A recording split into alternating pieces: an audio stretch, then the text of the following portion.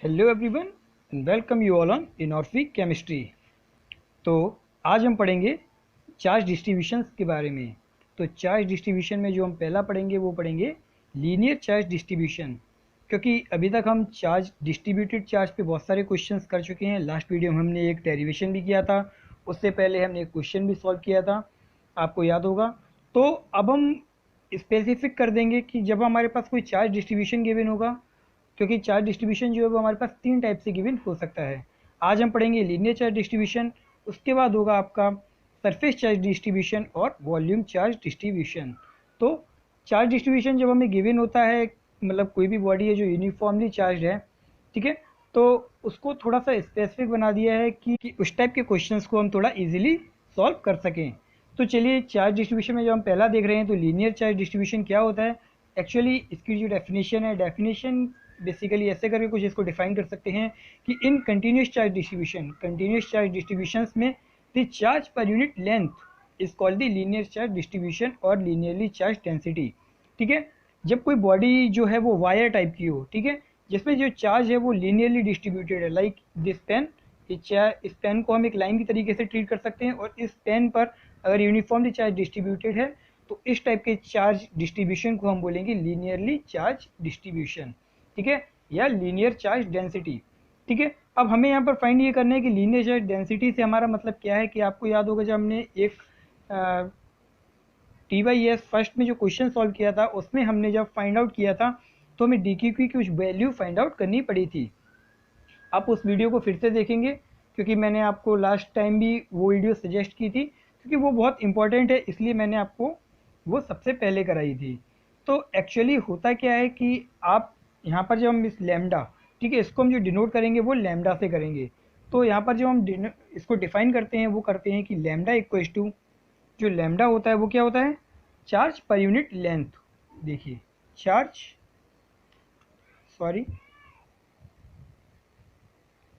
Per unit length कि actually हम क्या करते हैं, जब हम क्वेश्चन सॉल्व करते हैं तो हम एक स्मॉल पार्ट कंसीडर करते हैं।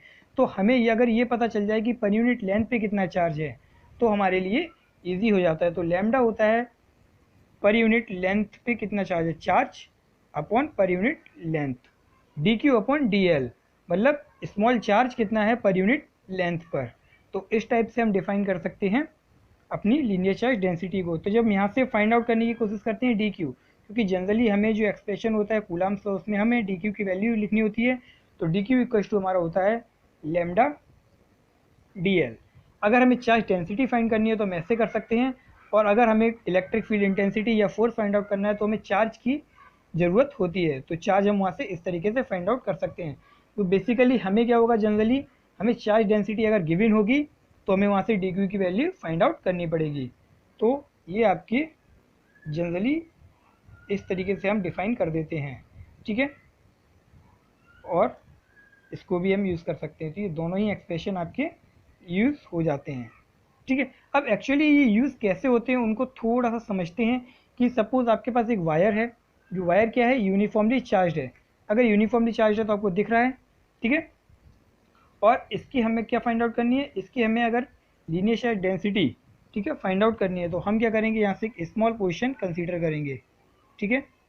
इस स्मॉल पोजीशन की जो लेंथ है उसको हम मानेंगे DL, ठीक है, और इस स्मॉल पोजीशन पे चार्ज कितना हो जाएगा, DQ हो जाएगा, ठीक है। अब हमें क्या करना है कि अगर हमें कोई फोर्स फाइंड आउट करना है, सपोज़ यहाँ पर हमारा कोई टेस्ट चार्ज Q0 गिवन है, तो यहाँ से हमें क्या करना है, फोर्स फाइंड आउट करना है इन दोनों के बीच में। तो फोर्स फाइंड आउट करने का तरीका क्या हो सकता है, फोर्स हम फाइंड आउट कर सकते हैं कि F इक्वल्स टू के Q0 DQ। एक चार्ज हमारे पास Q0 है, दूसरा चार्ज हमारे पास DQ है, अपॉन इनके बीच की डिस्टेंस। सपोज़ इनके बीच में जो डिस्टेंस है वो R है, तो ये हमारा हो जाएगा R², ठीक है। बट DQ, अब DQ को हमने कैसे डिफाइन किया है, लैम्डा इंटू DL।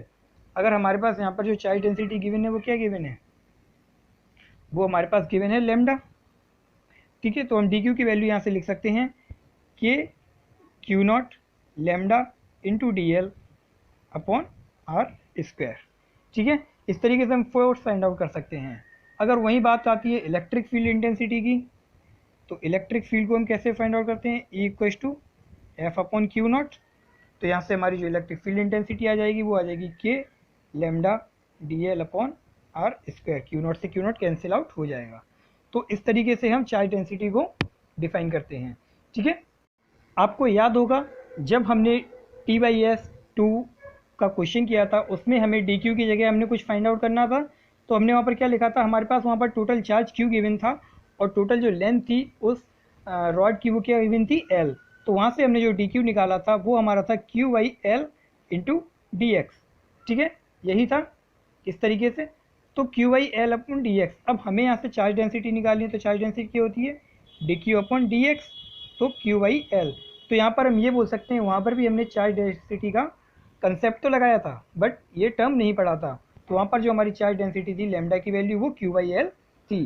बट अब क्या होगा, अब हमें डायरेक्ट ही चार्ज डेंसिटी गिवन होगी, तो हमें ये सब नहीं करना पड़ेगा, हम डायरेक्ट वहाँ पर लैम्डा रख सकते हैं।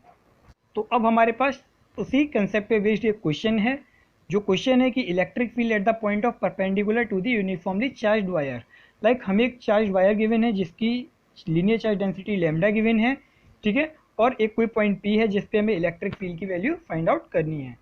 तो इस टाइप के क्वेश्चन हम कर चुके हैं, तो वही सेम कंसेप्ट हम यहाँ पर भी लगाएंगे। और सेम कंसेप्ट कैसे लगाएंगे, इस वायर में भी हम क्या करेंगे, एक स्मॉल पोर्शन को कंसीडर करेंगे। इस स्मॉल पोर्शन की जो वैल्यू होगी उसको हम देंगे dx, ये जो होगा वो dx होगा। ठीक है, और चलिए अब हमें क्या करना है, dx है, चार्ज इस पर dq होगा तो वो हमें dq की वैल्यू से मतलब नहीं है क्योंकि हमें डायरेक्ट यहाँ पर चार्ज डेंसिटी गिवन है। ठीक है, dx है तो इसमें स्मॉल चार्ज dq होगा। ठीक है, अब हमें क्या करना है, इस पॉइंट से पहले हम यहाँ तक फाइंड आउट करते हैं, इनके बीच को इनको कनेक्ट करते हैं, इन दो पॉइंट्स को। जब इन दो पॉइंट्स को हम कनेक्ट करेंगे,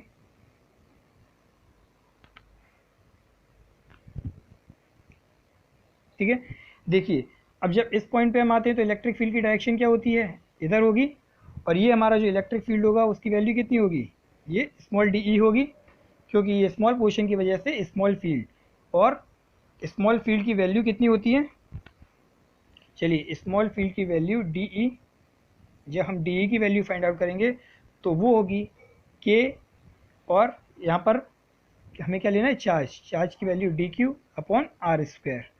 अब देखिए डी क्यू की जगह हम क्या लिख सकते हैं, डी क्यू की जगह हम लिख सकते हैं लैम्डा डी एक्स, तो K lambda D X upon R, R हमारी ये डिस्टेंस होती है, और इस डिस्टेंस को हम कैसे फाइंड आउट करते हैं, पाइथागोरस थ्योरम से। तो ये हमारी डी स्क्वायर है, और सपोज ये जो डिस्टेंस है वो हमारा एक्स है।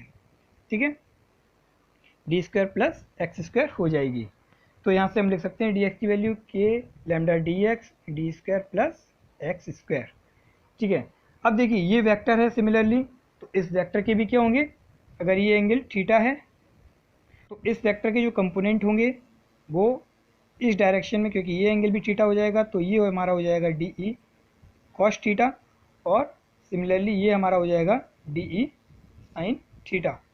ठीक है, अब सिमिलरली क्या बात आती है, अगर हम कोई पोर्शन यहाँ पर कंसीडर करते तो उसकी वजह से जो फील्ड होता उसकी डायरेक्शन ये होती, और उसके जो कंपोनेंट आते वो कुछ ऐसे आते, तो ये होता हमारा डी ई कॉस थीटा, और ये हमारा होता डी ई साइन थीटा, क्योंकि ये दोनों ही एंगल इक्वल हैं इसलिए। ठीक है, अगर ये दोनों इक्वल नहीं होंगे तो हमारा एक्स कंपोनेंट और वाई कंपोनेंट दोनों ही मिलेंगे, पर यहाँ पर हम कंसीडर कर रहे हैं कि ये जो पॉइंट पी है वो इस वायर के मिड में है, तो ये एंगल इक्वल होगा, तो देखिए ये दोनों ही कंपोनेंट्स आपस में क्या कर देंगे, कैंसिल आउट हो जाएंगे।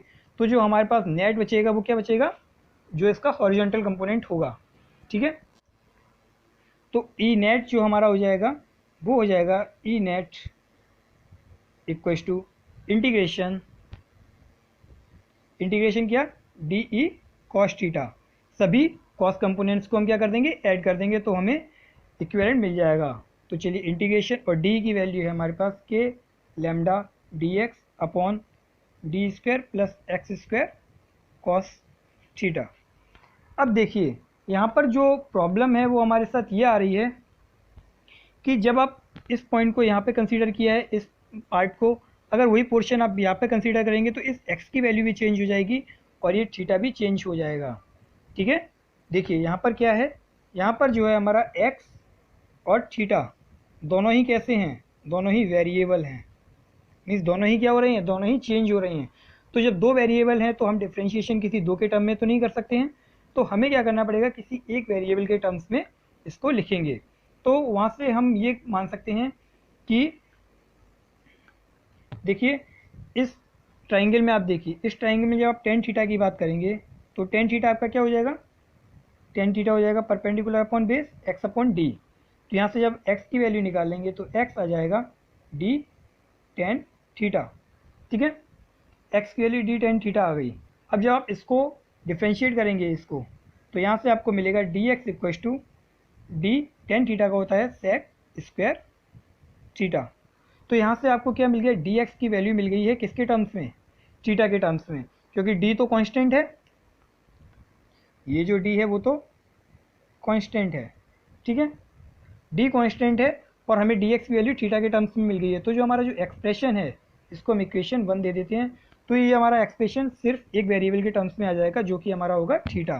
तो यहाँ से हम ई नेट की वैल्यू लिख सकते हैं, E net equal to integration of के लैम्डा, डी एक्स की जगह हम लिखेंगे D sec square theta into cos theta upon D square, और एक्स की जगह एक्स की वैल्यू क्या है डी टेन थीटा, तो यहाँ पर हमारा हो जाएगा D square ten square theta, ठीक है। इसको फर्दर जब सॉल्व करेंगे तो हमारे पास क्या आ जाएगा, देखिए अब आप इंटीग्रेशन से बाहर कांस्टेंट्स को ले सकते हैं। पहले के लैम्डा और डी, के लैम्डा और डी जो है वो क्या हमारे कांस्टेंट हैं, के लैम्डा और डी, और नीचे से डी स्क्वायर भी कांस्टेंट है तो डी स्क्वायर भी बाहर आ जाएगा। तो हमारे पास यहाँ पर बचेगा sec square theta cos theta upon 1 plus tan square theta, और 1 प्लस टेन स्क्वायर थीटा हमारा क्या बन जाएगा, सेक स्क्वायर थीटा, जिसको हम लिख सकते हैं के लैम्डा, ये डी से स्क्वायर कैंसिल हो जाएगा तो K lambda upon D equals to, sorry equals to नहीं आएगा, इंटीग्रेशन आएगा, इंटीग्रेशन कॉस थीटा और सेक स्क्वायर थीटा, ये क्या बन जाएगा, ये आपका सेक स्क्वायर थीटा बन जाएगा, सेक स्क्वायर थीटा। तो ये सेक स्क्वायर थीटा और सेक स्क्वायर थीटा आपस में कैंसिल आउट हो जाएंगे, तो हमारे पास केवल बचेगा कॉस थीटा, ठीक है। अब आती है बात कॉस थीटा डी थीटा, ठीक है। अब इस इंटीग्रेशन की लिमिट क्या होगी, इस इंटीग्रेशन की लिमिट देखिए थीटा कहाँ से कहाँ तक वेरी कर रहा है, ये माइनस थीटा है और ये प्लस थीटा है, तो थीटा जो हमारा वेरी कर रहा है वो minus theta two plus theta, ठीक है। जब आप इसको सॉल्व करेंगे तो आपको यहाँ से मिल जाएगा final expression E net equals to, जब इसको इंटीग्रेट करेंगे तो कॉस थीटा का इंटीग्रेशन माइनस साइन थीटा, और फिर आप इसमें वैल्यू पुट करेंगे तो आपको मिल जाएगा K lambda upon D sine theta plus sine theta, जिसको आप लिख सकते हैं K lambda upon D two sine theta, ठीक है। तो यही आपका होता है इस केस में फाइनल एक्सप्रेशन, ठीक है। अब देखिए इसमें हम थोड़ा सा और कुछ कर सकते हैं, वो ये कि अगर सपोज ये जो वायर है इन्फाइनाइटली लॉन्ग वायर है, तो इन्फाइनाइट लॉन्ग वायर के केस में क्या होगा, ये देखिए ये एंगल जब यहाँ पर हम पोजीशन कंसीडर करेंगे तो ये थीटा कम होगा, फिर ये थीटा थीटा बढ़ता चला जाएगा। अगर ये वायर इन्फाइनाइट है तो ये थीटा इंक्रीज होकर कितना हो जाएगा, तो ये थीटा हमें दिखाई पड़ेगा 90 डिग्री। तो उस केस में हम यहाँ पर लिख सकते हैं कि for infinite long wire, infinite long wire के केस में क्या हो जाएगा, थीटा जो हमारा हो जाएगा वो हो जाएगा 90 डिग्री। तो जब थीटा 90 डिग्री हो जाएगा तो हमारा ई नेट का जो एक्सप्रेशन आ जाएगा वो क्या हो जाएगा, यहाँ पर थीटा हम 90 रखेंगे तो ये 1 हो जाएगा। तो इसको हम जब सॉल्व करेंगे तो ये हो जाएगा के टू के लैम्डा अपॉन डी, ठीक है। तो ये भी आपका पूछ सकते हैं, जब आपको बोल देंगे कि वायर इन्फाइनाइट लॉन्ग है तो आप ये वाला एक्सप्रेशन लिखेंगे, ठीक है। तो इस तरीके से आप लीनियर चार्ज डेंसिटी से रिलेटेड क्वेश्चंस को सॉल्व कर सकते हैं। तो इस वीडियो के लिए हम इतना ही रखते हैं, नेक्स्ट वीडियो में मिलेंगे और दूसरे चार्ज डेंसिटी के साथ, that is surface charge density.